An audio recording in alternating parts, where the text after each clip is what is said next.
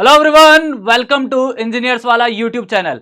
SSC JE 2024 का notification आ चुका है और स्टूडेंट का सबसे बड़ा सवाल ये होता है कि सर किस पोस्ट के लिए बीटेक वाले अप्लाई है, किस पोस्ट के लिए डिप्लोमा वाले अप्लाई है, क्योंकि दोनों के लिए ही पोस्ट निकाली है एसएससी ने। और दूसरा सबसे इंपॉर्टेंट सवाल आता है कि फाइनल ईयर स्टूडेंट एलिजिबल है या नहीं है। इसके साथ साथ एक और सवाल आता है दिमाग में, सर एज क्या रहने वाली है, सर मेरी एज इतनी है मैं फॉर्म नहीं फिल कर पा रहा, या मेरी एज ये है सर मैं फॉर्म में अप्लाई नहीं कर पा रहा, या एज क्राइटेरिया क्या होना चाहिए, इसके बारे में हम पूरी बात करेंगे। आज आपके सारे सवाल है उसका आपको हल मिलेगा और लास्ट तक बने रहिएगा इस सेशन में। तो सबसे पहले देखते हैं आपका एज क्राइटेरिया।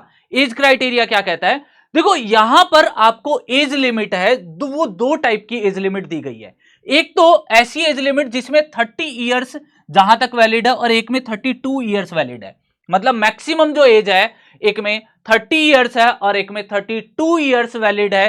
तो यहां पर जो एज लिमिट की कोरस्पॉन्डिंगली बात करें, अगर 30 ईयर है तो आपकी जो एज है, आपका जो बर्थ है, आपका जो जन्म है, वो उसके लिए इसने डेट दी है कहां से कहां तक, 2/8/1994, मतलब 281994 से लेके 1/8/2006 तक के बीच में आपका बर्थ होना चाहिए। अगर इससे लेट हो, 2006 से लेट हो, तो आप अप्लाई नहीं कर सकते हो। और यहां पर 2/8/1994 से पहले जन्मे हो तो भी आप इस फॉर्म के लिए अप्लाई नहीं कर सकते हो। मतलब जिस पोस्ट में एज लिमिट 30 इयर्स है, साथ ही साथ जिसमें 32 इयर्स है उसकी बात करें तो 2/8/1992, मतलब 281992 से लेके आपका 1/8/2006 तक आप इसमें अप्लाई कर सकते हो। मतलब अगर आपका जन्म इसके बीच में हुआ है तो आप अप्लाई कर सकते हो। तो इसने मैक्सिमम और मिनिमम एज लिमिट आपको यहां पर डिफाइन कर दी। आप अपनी डेट ऑफ बर्थ देख के आप ये डिफाइन कर पाओगे कि आप इस फॉर्म के लिए एलिजिबल हो या नहीं हो, इसमें अप्लाई कर सकते हो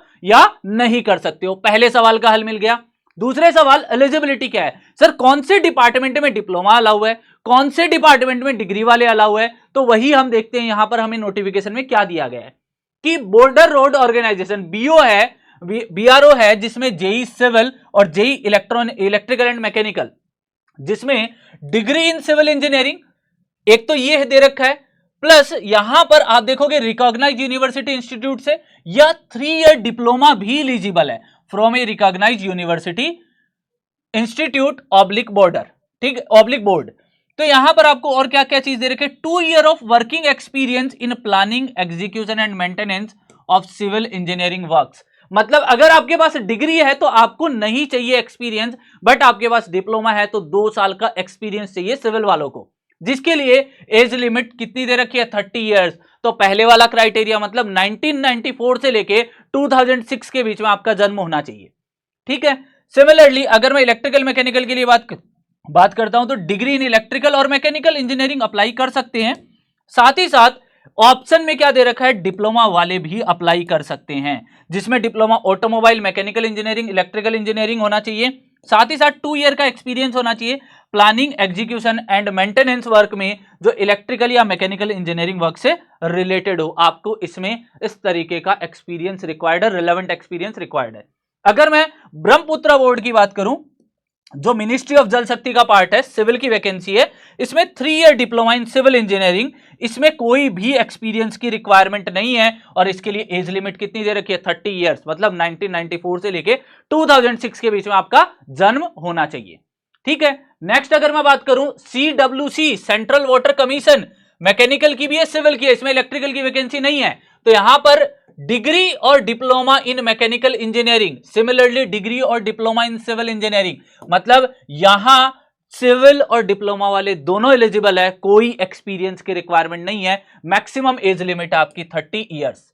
साथ ही साथ अगर मैं बात करूं जो सबसे फेवरेट डिपार्टमेंट होता है, central public works department, CPWD, जिसमें इलेक्ट्रिकल की भी वैकेंसी है, सिविल की भी वैकेंसी है, जिसमें डिप्लोमा इन इलेक्ट्रिकल और mechanical engineering from a recognised university और इंस्टीट्यूट, ठीक है। यहां पर देखो, यहां पर ई लिख रखा है पोस्ट इलेक्ट्रिकल की, बट इलेक्ट्रिकल और मैकेनिकल दोनों अलाउ किए गए हैं। Similarly diploma in civil engineering from a recognised university और मैक्सिमम एज है 32, मतलब 1992 से लेके 2006 तक का, इस बीच में अगर आपका बर्थ है तो आप अप्लाई कर सकते हो, डेट के साथ दे रखा है। यहां पर डिग्री वालों के लिए कोई प्रोविजन नहीं है, डिग्री वाले एलिजिबल, इसमें अभी जो नोटिफिकेशन है उसमें मेंशन नहीं है कि डिग्री वाले एलिजिबल है सीपीडब्ल्यूडी के लिए। ठीक है। Central water and power research station, जिसमें जेई की इलेक्ट्रिकल और सिविल 2 वैकेंसी है। Diploma in electrical engineering from a recognised institute, diploma in civil engineering from a recognised, मतलब ये स्पेशल डिप्लोमा के लिए है, ये भी डिप्लोमा के लिए, और इसमें एज क्राइटेरिया कितना दे रखा है, 30 इयर्स क्राइटेरिया दे रखा है, मैक्सिमम जो एज लिमिट है वो 30 इयर्स है। फिर DGQA naval ministry of defence, इसमें मैकेनिकल और इलेक्ट्रिकल 2 वैकेंसी है, डिग्री इन मैकेनिकल इंजीनियरिंग, और यहां पर 3 ईयर डिप्लोमा अगर आपके पास है प्लस 2 ईयर एक्सपीरियंस है, प्लस 2 ईयर एक्सपीरियंस है रेस्पेक्टिव फील्ड में, तो डिप्लोमा वालों को यहां पर एक्सपीरियंस की रिक्वायरमेंट है, डिग्री वालों को एक्सपीरियंस की रिक्वायरमेंट नहीं है। सिमिलरली अगर मैं इलेक्ट्रिकल इंजीनियरिंग में बात करूं तो सेम इलेक्ट्रिकल में भी है, डिग्री वालों को कोई भी एक्सपीरियंस की रिक्वायरमेंट नहीं है, बट अगर डिप्लोमा है आपके पास में तो डिप्लोमा वालों को यहां पर एक्सपीरियंस की रिक्वायरमेंट है, और इसके लिए एज लिमिट आपको दे रखी है 30 ईयर्स। ठीक है, 30 ईयर्स एज लिमिट दे रखी है, यहां पर एज लिमिट का खास ध्यान रखना है।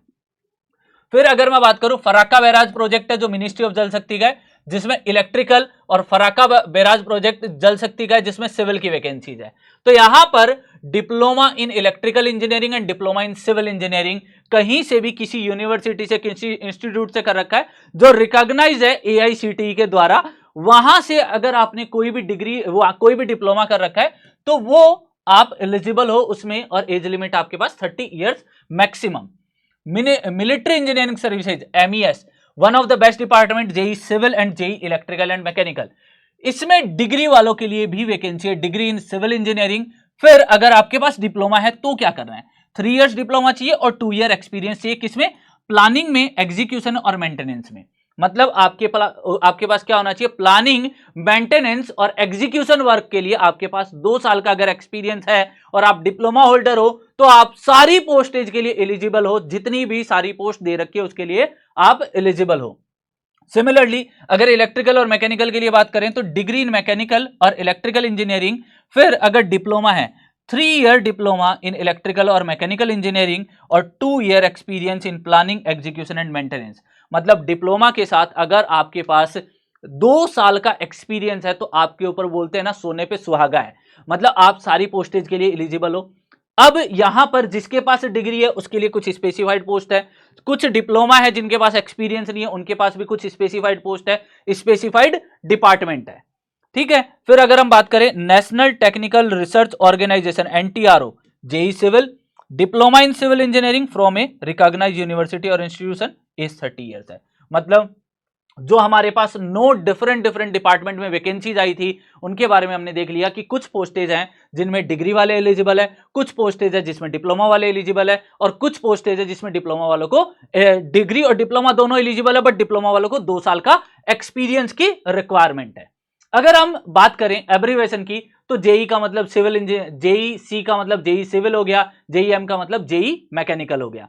ठीक है। अब यहां पर ध्यान देना कि आपने कोई भी ड्यूरिंग अपनी जो एजुकेशनल क्वालिफिकेशन है, इंटर्नशिप की है, ट्रेनिंग की है, रिसर्च एक्सपीरियंस है, ये सारे वैलिड नहीं है, आपको अलग से एक्स्ट्रा एक्सपीरियंस होना चाहिए, ये सारे उसमें इंक्लूड नहीं होंगे एक्सपीरियंस में।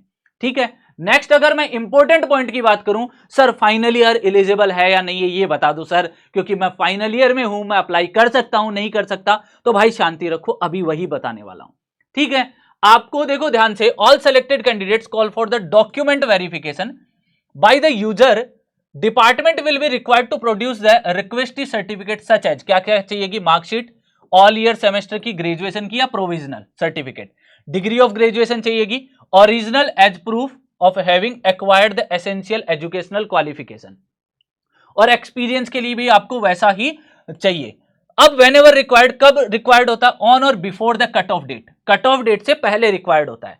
अब बात आती है सर क्या हम फॉर्म फिल कर सकते हैं, ये डॉक्यूमेंट आपको कट ऑफ डेट से पहले चाहिए।